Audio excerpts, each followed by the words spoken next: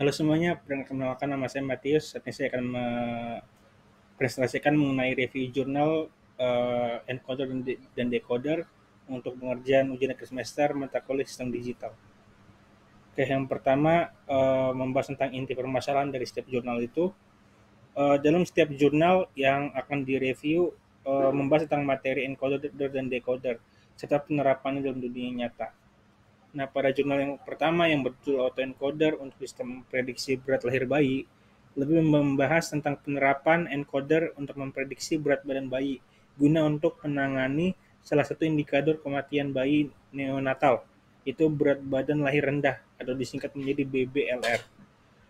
Hal ini pernah dikatakan oleh WTO pada tahun 2015, di mana dikatakan penyebab kematian neonatal diantaranya yaitu 33% infeksi, 28% trauma, dan 24% BBLR. Dan kelainan bawaan 10%, dan faktor lainnya masing-masing 5%.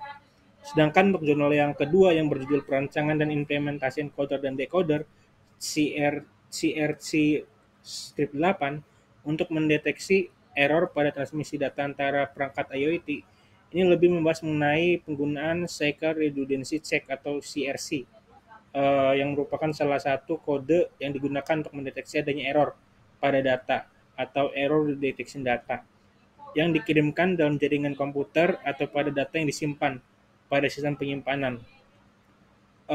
Pada teknik deteksi error menggunakan CRC, sejumlah bit yang disebut dengan checksum atau checkbit akan ditambahkan pada data yang akan ditransmisikan. Checkbit atau nilai CRC ini dihitung pada sisi pengirim menggunakan CRC encoder. Nah, penerima kemudian tinggal menggunakan nilai CRC ini untuk mendeteksi apakah terdapat error pada data yang diterima. Nah, sedangkan untuk jurnal yang ketiga yang berjudul mengenai pengembangan praktikum decoder dan encoder menggunakan virtual instrument, mengangkat masalah bagaimana caranya untuk melakukan pengukuran, tapi bisa mendapatkan hasil yang tepat dari pengukuran tersebut. Dalam jurnal ini juga menjelaskan bagaimana caranya melakukan pengukuran yang tepat menggunakan sistem pengukuran yang dirancang sendiri, di mana sistemnya dirancang berdasarkan National Instrument berbasis FPGA MYRIO.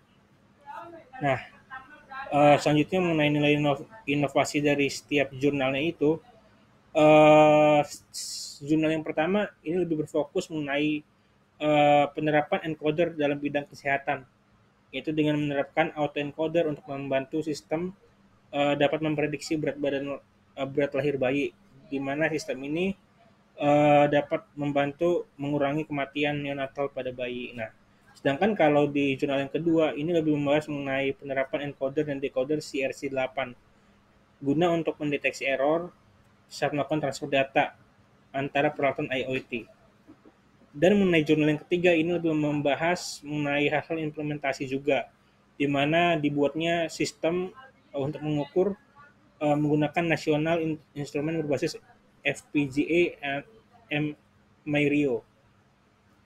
Nah, sedangkan untuk hasil dan manfaat dari masing-masing jurnal itu, di sini yang pertama eh, dapat disimpulkan performa terbaik diperoleh adalah MSE 0002, MAE 029 dan MAPE 0898 dan R2 00991 dengan autoencoder dengan 4 lapisan hidden layer atau encoder dan decoder serta normalisasi standar scalernya.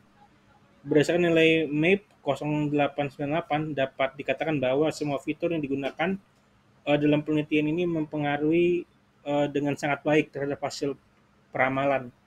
Berdasarkan nilai R2 skor 0991 dapat dikatakan bahwa 99,1% semua fitur secara bersama-sama sangat mempengaruhi dengan baik terhadap hasil akhir peramalan, yaitu sebesar 0,9%. Dapat dipengaruhi oleh faktor lain yang tidak digunakan dalam penelitian ini juga.